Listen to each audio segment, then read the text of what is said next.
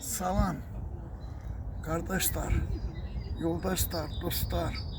6 aydır kocalar evindeyim. Benim yanıma bir nefer hastaneye gelir. Allah onun canını sağ eylesin. Ailesinin canı. Bacıoğlu da gelir. Aldığım pensiyanın hamısını burada tuturlar. Bana kıymetli dermanlar lazımdı.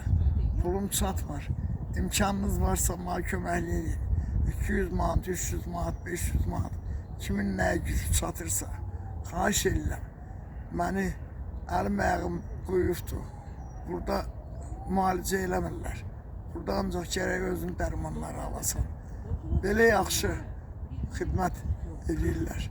Yemək, içmək hamısı yaxşıdır. Amma nə olsun ki, bir baş ağrı dərmanından başqa, ondan sonra bir yuxu dərmanından başqa heç bir dərman vermirlər. Gərək özün alasan. Ondan mənim pulum çatmır. Pensiyamı burada tuturlar. Pensiyamın hamısını. Xahiş edirəm. Bana kömək edin qardaşlar, yoldaşlar, dostlar. Kartamın nömrəsini yollayacağım. Kömək olun. Kim nə kömək olsa Allah ona kömək olsun. Allah hamınızın canını sağ eylesin. Kudretli Allah'tan arzum budur.